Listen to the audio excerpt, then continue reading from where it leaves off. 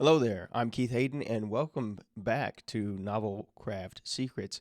In this video, I'm going to go over how I think about outlining the main narrative and how I don't do traditional outlining in the way you might be used to, or you might not have seen, or you might have seen other authors do it. I do it a little bit differently. So I'm going to go over how I do it. And once again, these are just ideas. If you feel like you've got a better way, or you want to experiment or build off of what I present here, then I highly encourage you to do that. But this is just the way that I do it. So let's jump right into it. So we're back in this master document, I call it, of my novel that I'm writing alongside this course, Serious and Limnic Escape from Okinawa.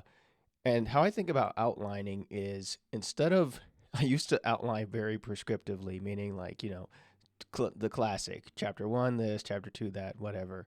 Now it's just more of ideas. And notice I don't have any chapter numbers, I don't have any section numbers. It's just literally like this: I want this to happen, I want that to happen, I want this person to come in, and so on. You can kind of see just kind of the flow that I've got going here. Let me zoom in a little bit more. And you can see how this is going. Why do I like this way instead of saying chapter 1, chapter 2? Well, because it allows me to move things around and massage it. And because I can recall when I was writing Serious and Limnic, my debut novel, I had I didn't know any better, so I just did it chapter 1, 2, and so on. And what I found was that, and I think I mentioned this in the last video, that as I went along, I pretty much just quickly threw out that outline, because chapter 3, I realized, oh, I need another chapter there, or I want to do some backstory here, or this scene blends well into kind of a more quieter, slower type of scene, or I want to introduce a new character that I thought of. It didn't give me the flexibility to feel into my story as I was writing. And as I mentioned in the last video, I'm kind of a blend between the classic pantser and plotter model, right? Between writing, I don't really like to use those labels because they kind of get stuck in our mind where, I only plot, I only am a pantser. Well, everybody's a little bit of both, just kind of in um, different degrees at certain times in the writing process. I like to have that flexibility to move things around. And I'm already looking at this, and I wrote this last year sometime. It was probably like 6 or 7 months ago, and I've already, like, yeah, I'm probably not going to use this very much. But when I first started planning the novel, it was good to have, because it just got me to see everything that more or less I wanted to see in the story is here, like going to the different islands. That's a very important part of the story, introducing certain characters at certain times, places where they go, battles, major battles and confrontations that I really want to see happening are here, but it doesn't go into too much detail.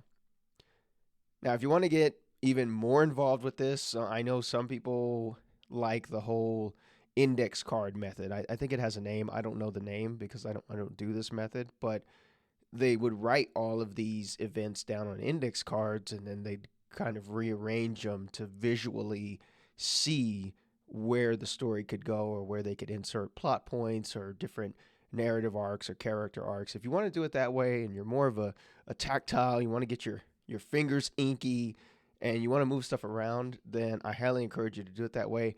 I don't really care about that stuff. I just want to get my head in the right place to get me writing and give me a vector to move in a certain direction. The whole point of this, um, because this is something that I want to mention too in this video, and this is kind of a big picture. It doesn't really have to do with outlining, but it's easy to get caught up in all of this planning or pre-writing stuff. So much so that authors will spend weeks, months doing this planning stuff, but they're not writing. And the whole point of these videos, and why I'm trying to go through them as quickly as possible, is that you need to be writing.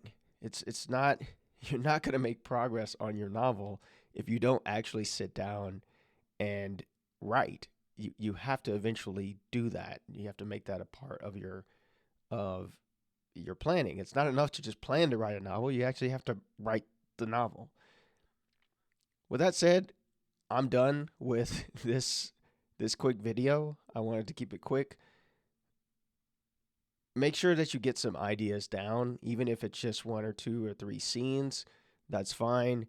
This is just going to help you get started and prime the pump to where because it's already hard enough to get started. And I mentioned this in one of the earlier videos in this course, that just, even for me, someone who's writing his third novel, just getting started is hard. Getting past that the activation energy to actually put the first words down, and knowing that they're going to be incomplete, they're not going to be polished. It's probably, you may axe a lot of the first words that you write. That's okay, but it's better than not starting at all. That's all I have for this quick video lesson. I'll see you in the next one, where I'll talk a little bit about, looks like I'm going to talk about, what am I going to talk about?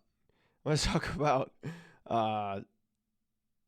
backstories and sub characters, just moving on, like fleshing out your idea to where, how can you move on from there. I'll see you in the next video or whatever medium I put it in.